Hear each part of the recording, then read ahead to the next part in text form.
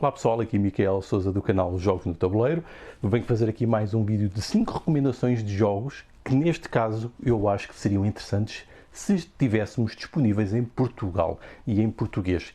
Grande parte deles não exigem, ou se calhar não exigem mesmo nenhuma tradução de texto, talvez à exceção de um deles, mas são jogos que eu acho que poderiam ser interessantes para trazermos para cá, quer para estarem disponíveis, para os podermos comprar com mais facilidade, quem pretender, e porque são também experiências interessantes que são flexíveis e podem ajudar a demonstrar e a explicar de como é que, na prática, jogando, porque é muito importante, de como é que estes jogos são diferentes daquilo que normalmente estaríamos habituados e do que são os jogos do mercado de massas.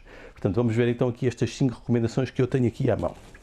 A primeira delas é o Avalon, ou The Resistance, se quiserem ir para o original. Aqui este foi transformado para a temática das lendas arturianas, da corte do rei Artur, da Tábua Redonda, essas coisas.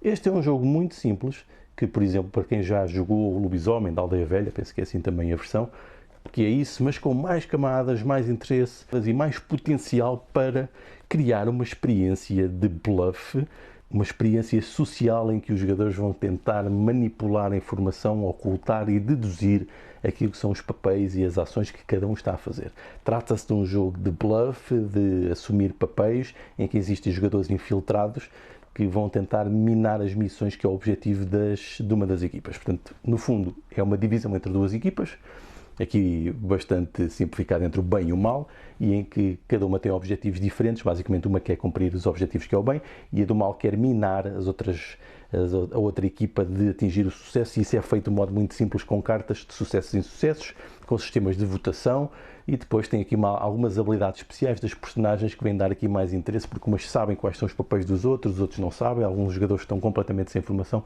outros têm alguma, mas depois têm potencialidade de poderem ser prejudicados se os outros os descobrirem. Pronto, tem uma série de coisas interessantes e é um jogo bastante simples, seria uma caixa pequena, uma pequena tradução e que facilmente estaria disponível, e é um jogo que se pode jogar em qualquer lado, leva-se e transporta-se facilmente, e eu acho que seria excelente ter isto disponível em Portugal, com português. Outro exemplo que me surpreendeu bastante, eu experimentei no Natal passado, foi o Little Town.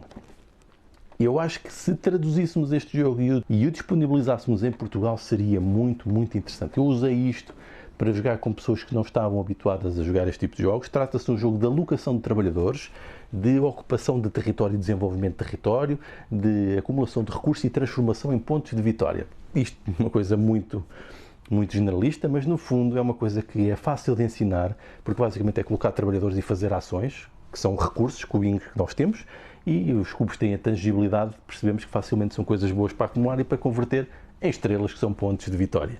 Isto depois acaba por ser bastante simples e fácil de ativar, porque depois as áreas de influência é basicamente o que está à volta do trabalhador que colocamos. Tudo isso é simples de ensinar e de explicar. Tem 4 rondas que depois acabam por ser repetições, com incremento da complexidade da quantidade de recursos que temos que gerir, portanto ajuda a ensinar o próprio jogo. Uma caixa pequena, que seria uma coisa que também não ficaria muito cara e que seria fácil de aceder e de experimentar. É um jogo que eu seguramente vou usar muitas vezes para introduzir pessoas a este novo tipo de jogos de gestão e de planeamento, começando aqui por uma das mecânicas mais populares, que é o Worker Placement. Outro jogo que eu acho que deveria estar editado em Portugal, e provavelmente este é o mais complexo dos que vou recomendar, é o Heaven and Hell, aqui na versão francesa, e que basicamente trata-se de um jogo em que estamos a tentar construir o nosso território. É quase uma abstração de colocação de peças e de otimização daquilo que podemos fazer com elas. Não é muito complicado, o jogo ensina-se bastante bem, mas traz imensos desafios. As decisões são muito interessantes, são quase agoniantes, porque realmente temos que pensar muito bem no que vamos fazer e interessa aquilo que os outros jogadores estão a fazer, especialmente naquilo que levam do tabuleiro aqui, onde vamos poder buscar as peças para ativar. Tem imensas potencialidades de combinações, vai ser, eu diria que sempre diferente, que tem uma economia também muito apertada, portanto eu diria que é um jogo quase destes abstratos, embora eu consiga ver tema, como justifiquei no vídeo em que abordei este jogo, eu diria que este jogo era simples o suficiente. Também é uma edição que não ficaria muito cara, por exemplo, isto na versão francesa que eu comprei custava cerca de 30 e poucos euros, portanto eu diria que também, e não tem necessidade de traduzir nada, tem independência de texto, e eu diria que era também uma boa aposta para termos já jogos de uma gama já média e já jogos com sumo, neste caso com cerveja, para nos entusiasmar, para quem procura uma coisa um bocadinho mais profunda. Outro que eu acho que poderia estar editado e acho que seria muito interessante, e até não sei como é que mesmo ainda não foi, é o Riff. Um jogo que tem também uma presença incrível, são estas peças coloridas que podemos ver aqui, e basicamente o que estamos a tentar fazer é padrões com as peças, e não poderia ser mais simples do que isto, que é buscar uma carta ou jogar uma carta, e quando jogamos a carta colocamos peças ou pontuamos aquilo que temos. Tão simples, até as crianças percebem isto, e eu diria que é um jogo que pode ser jogado para o curto prazo, que é bom para jogar com crianças, objetivos de curto prazo, ou de longo prazo fazendo uma estratégia mais profunda, ou seja, um jogo altamente flexível e que pode agradar a quem quer uma coisa mais imediata e rápida, ou quem quer uma coisa já com algum planeamento. Portanto, o jogo, eu acho que está tão bem feito que permite isso, e é uma edição que também é barata, 30 e tal euros, aqui nas versões inglesas ou francesas, que vocês, ou de outra língua que vocês comprarem. Um jogo também muito fácil de explicar e que tem uma presença visual, que às vezes isso faz muita diferença para cativar as pessoas para jogar. O aspecto visual dos jogos, este jogo tem isso também. Por fim, entrando também em jogos que têm também muita presença visual e são interessantes por isso, mas que são criativos, entramos aqui no Junk Art. Existem duas versões deste jogo. Existe a versão em peças de madeira e em peças de plástico. Esta é a versão em peças de plástico. A versão em peças de plástico é muito mais barata, isto ronda os 30 e tais euros, acho que se consegue comprar por isso. Tem pouco texto para traduzir, basicamente são peças, e é um jogo que explora muito a materialidade e o fascínio de mexer nas peças. Trata-se de um jogo com múltiplos modos de jogo, nós no fundo tem muitos modos de pontuação, desde o jogo competitivo, ao semi-cooperativo, ao colaborativo, ou cooperativo, como está no outro vídeo que eu apresentei.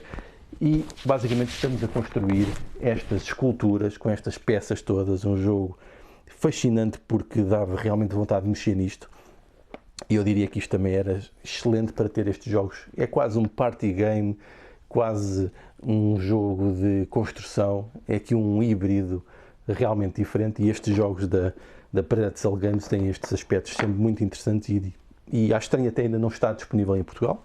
Pode ter a ver com as licenças, essas coisas todas, mas eu acho que era uma coisa que também funcionaria e teria realmente também impacto em termos isto disponível, porque lá está, este jogo é mesmo muito versátil e é um jogo que eu tenho usado até em objetivos sérios, em aplicações de jogos, porque isto realmente pode ter níveis de complexidade também muito variáveis e que serve de entrada para todo o tipo de jogadores. E se entrarmos nas questões de análise de motoricidade e afim, este jogo tem também muitas coisas. Um party game, jogo educativo, jogo de construção, brinquedo, estas coisas todas.